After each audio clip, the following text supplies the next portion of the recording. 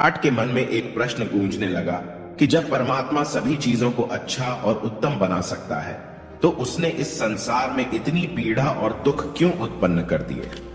क्या संसार में होने वाले सभी बुरे कामों में परमात्मा को आनंद मिलता है? उसके नियंत्रण में जो कुछ भी है वह उसे सुंदर बना सकता है। न कोई बुराई हो, न कोई दुख, न कोई दर्द। तब फिर परमात्मा ने ऐसी सृष्टि का निर्माण क्यों नहीं किया? सम्राट ने अपने दरबार में सभी को इस सवाल से अवगत कराया और कहा, जो कोई भी मेरे प्रश्न का सही उत्तर देगा उसे मैं शानदार पुरस्कार दूंगा। यह सुनकर दरबार के कुछ ज्ञानी खड़े हुए और बोले, हे सम्राट, यह प्रश्न कोई कठिन नहीं है, इसका उत्तर हम भी दे सकते हैं। परमात्मा ने जो भी सृष्टि बनाई है वह तो अच्छी ही है, उसमें सुख है, लेकिन हमारे विचारों के कारण उसमें दुख उत्पन्न होता है। इसमें दोष परमात्मा का नहीं बल्कि हमारे मन का है, वह हमें भटका देता है। सम्राट ने पूछा, लेकिन क्या आप हमें यह बता सकते हैं कि हमारा मन हमेशा अच्छा कैसे रह सकता है? वह कभी नहीं भटके, हमेशा सत्य की ओर चले। क्या परमात्मा ऐसे मन का निर्माण नहीं कर सकता? फिर उसने हमें ऐसा मन क्यों नहीं दिया? एक अन्य ज्ञानी ने कहा, महाराज, जैसे कि परमात्मा होता है वैसे ही एक बुराई भी होती है। परमात्मा के बनाए इस शरीर में वह बुराई प्रवेश कर जाती है और मनुष्य के विचारों को विकृत कर देती है। ऐसे में व्यक्ति बुरे कर्म करने लगते हैं जिससे जीवन में दुख उत्पन्न होता है। इसमें दोष परमात्मा का नहीं बल्कि उस बुराई का है। सम्राट ने विचार किया और कहा, तो क्या वह बुराई परमात्मा से अधिक शक्तिशाली है? ज्ञानी बोले, नहीं, इस सृष्टि में सबसे शक्तिशाली तो परमात्मा ही है। सम्राट ने फिर पूछा, तो फिर परमात्मा बुराई को समाप्त कर हमारे अंदर मौजूद दोषों को क्यों नहीं मिटा देता? यदि वह ऐसा करने में असमर्थ है तो इससे यह स्पष्ट होता है कि बुराई परमात्मा से अधिक शक्तिशाली है, तो हमें बुराई की शरण में जाना चाहिए। सम्राट की बातें सुनकर सभी खामोश हो गए। किसी को भी हिम्मत नहीं हुई कि वह सम्राट को उचित उत्तर दे सके। इस स्थिति के बाद सम्राट ने घोषणा की कि जो भी मुझे संतुष्ट करेगा उसकी हर इच्छा पूरी की जाएगी। इसके बाद दूर दूर के विद्वान राजमहल में आने लगे। उन्होंने अपने अपने विचार प्रस्तुत किए, लेकिन कोई भी सम्राट को संतुष्ट नहीं कर सका। दिन बीतते गए और अंततः सम्राट ने मान लिया कि इस संसार में ऐसा कोई नहीं है जो उसके प्रश्नों का सही उत्तर दे सके। इसी विषय पर चर्चा करने के लिए एक दिन राजसभा का आयोजन किया गया। सम्राट ने कहा, हमने अनेक विद्वानों से चर्चा की पर कोई भी सही उत्तर नहीं दे सका। सब केवल सुन सुनकर बातें कर रहे थे। क्या हमें मान लेना चाहिए कि इस प्रश्न का उत्तर नहीं मिल सकता? तभी सम्राट का रसोइया राज दरबार में आया और बोला, महाराज, मैंने आपके लिए एक विशेष व्यंजन तैयार किया है। इसे खाने के बाद आपके सभी प्रश्नों के उत्तर मिल जाएंगे। मैं वादा करता हूं कि मैंने जो स्वादिष्टता बनाई है आज तक किसी ने उसका अनुभव नहीं किया।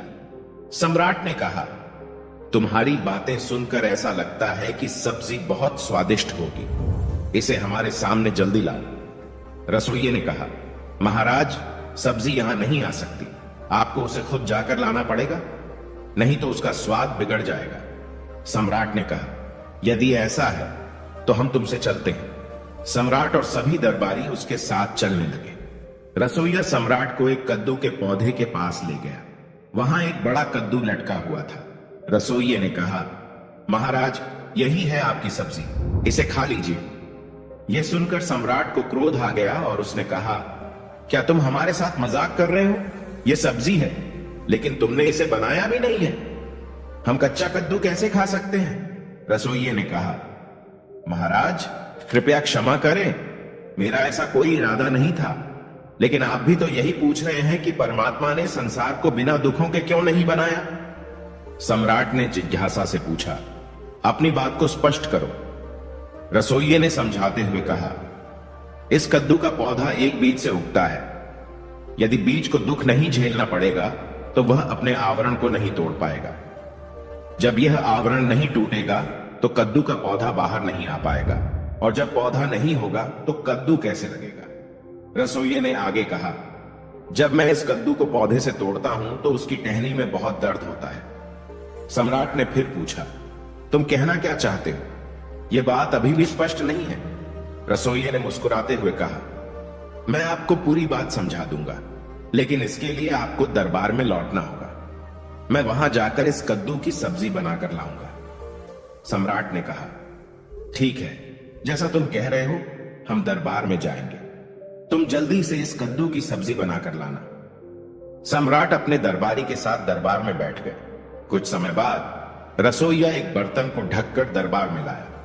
रसोइये ने कहा, महाराज, इससे पहले कि आप सब्जी खाएं, मुझे आपके सामने एक प्रार्थना करनी है।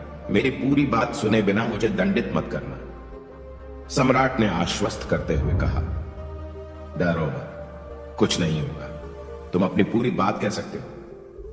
रसोइये ने सब्जी सम्राट के सामने रख दी। जब सम्राट ने सब्जी को देखा तो हैरान रह गया और बोला, क्या तुम मेरा मजाक उड़ा रहे हो? क्या तुम मेरी बेबसी पर हंस रहे हो? इसमें तो कच्चे कद्दू ही हैं। तुमने इसे पकाया नहीं? रसोइये ने उत्तर दिया, महाराज, जब मैंने इस कद्दू को पौधे से तोड़ा तो मैंने उसे पहले ही बहुत दुख दिया। अब इसे काटकर और दुख देना उचित नहीं होगा। इसके बाद इसे तेल में तला जाएगा ताकि यह खाने में स्वादिष्ट हो सके। सम्राट ने यह सुनकर सोचा और समझा कि पेड़ पौधे और जीव जंतुओं की तरह हमारे जीवन में भी कठिनाइयां आवश्यक होती हैं, जो हमें मजबूत और समझदार बनाती हैं। उसने रसोइये की बुद्धिमानी को सराहा और उन पर गहराई से विचार करने लगा। फिर इसमें भयानक मसाले डाले जाएंगे और राजा धीराज तब जाकर इसका स्वाद चख पाएंगे। वाह, क्या शानदार सब्जी बनाई! लेकिन सम्राट ने कहा, तुमने अभी भी अपनी बात स्पष्ट नहीं की। अपनी पूरी बात बताओ, तुम कहना क्या चाहते हो?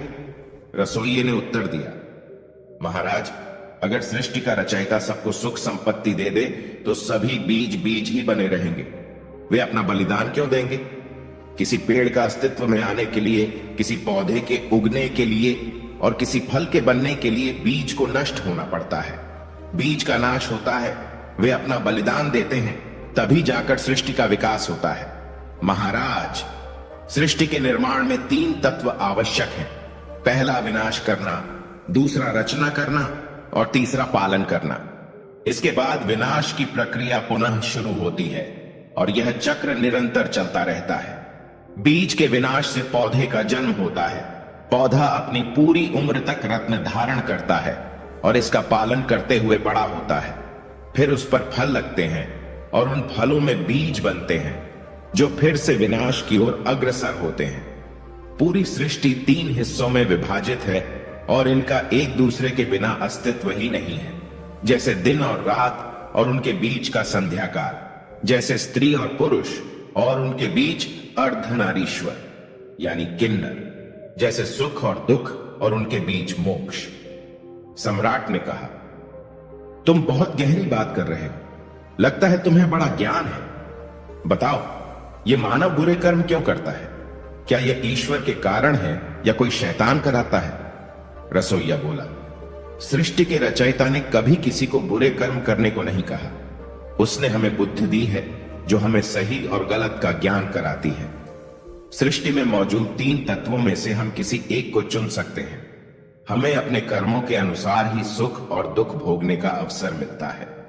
हमने शैतान का अस्तित्व इसलिए बनाया है ताकि हम सब कुछ उस पर थोप सकें, यह कहकर कि वह हमसे करवाता है। लेकिन शैतान असल में हमारा मन ही है, जिसे हमने खुद ही बनाया है, और इसी कारण वह ताकतवर बन जाता है। सम्राट ने पूछा, तो क्या ईश्वर हमारे सुख और दुख के लिए जिम्मेदार नहीं है? अपनी बात स्पष्ट करो। रसोइया ने कहा, महाराज, ईश्वर केवल निर्माण करता है, विनाश करता है, पालन करता है। उसकी सृष्टि से आप क्या उठाते हैं, यह आप खुद तय करते हैं। इसमें वह कुछ नहीं करता। सम्राट ने कहा, हम तुम्हारी बात से सहमत नहीं हैं, इसे साबित करो। रसोइया ने कहा, महाराज, आज मैं आपके लिए इस कद्दू की सब्जी बनाकर लाना चाहता हूं। उसके बाद ही मैं अपनी बात स्पष्ट कर सकूंगा। सम्राट ने इजाजत दे दी और रसोइया कद्दू की सब्जी बनाकर दरबार में ले आया। सम्राट ने कद्दू की सब्जी को चखा और अचानक रसोइया पर चिल्ला उठे, यह क्या सब्जी बनाई है? कद्दू को उबाल कर ही लाए गए थे। इसमें न मसाले डाले गए न नमक और न ही मिर्च। सम्राट ने नाराजगी से कहा, क्या इस तरह का खाना खाएंगे? रसोइये ने कामली उत्तर दिया, महाराज, आपको यह सब्जी पसंद नहीं आई तो यह आपका निर्णय है, इसमें ईश्वर कुछ नहीं कर सकता। लेकिन यह सत्य है कि यही सब्जी आपकी सेहत के लिए उचित है।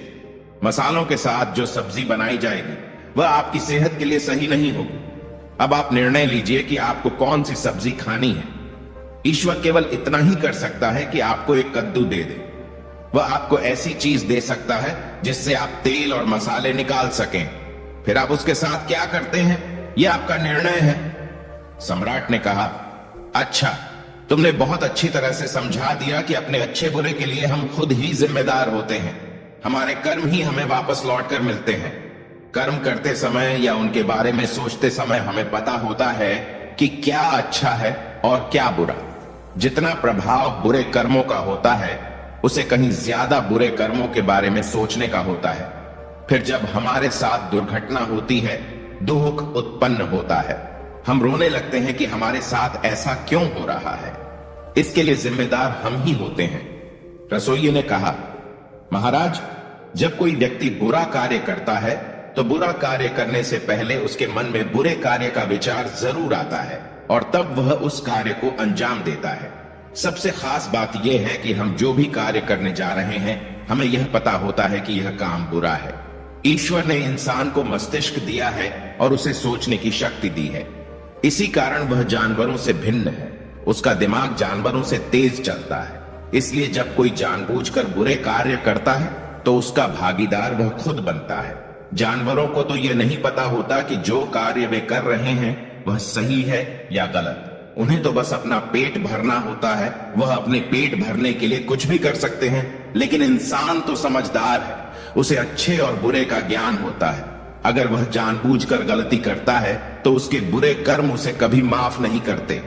आपको एक न एक दिन अपने बुरे कर्मों का दंड जरूर मिलेगा। महाराज, इस दरबार में आज भी कई लोग हैं जो हर दिन कुछ न कुछ बुरा कार्य करते रहते हैं, लोगों को सताते रहते हैं। आपने उन्हें जो पावर दी है उसका वे गलत फायदा उठाते हैं। लेकिन वहीं कुछ ऐसे लोग भी हैं जो जनता की सेवा के लिए हमेशा तत्पर रहते हैं। वे अपना काम सही तरीके से करते हैं, अच्छे कार्य करते हैं। सम्राट रसोइये की बात से संतुष्ट हो जाते हैं और सभी से कहते हैं कि ज्ञान हमें कहीं से भी लेना चाहिए। इस प्रश्न का जवाब बड़े बड़े विद्वान भी नहीं दे पाए, लेकिन आज एक रसोइये ने इसे स्पष्ट कर दिया।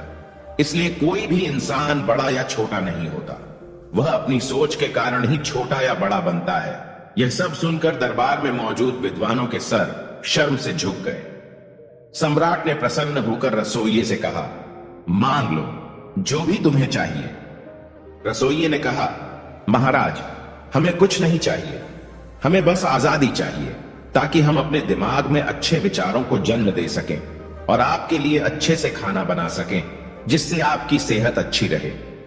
सम्राट रसोइया की इस बात से संतुष्ट हो जाते हैं और उसकी सारी इच्छाएं पूरी कर देते हैं। उसे ढेर सारे इनाम और उपहार भेंट करते हैं। दोस्तों, जब हम अपने जीवन में अच्छे कर्म अर्जित करते हैं तो वे हमारे बुरे कर्मों को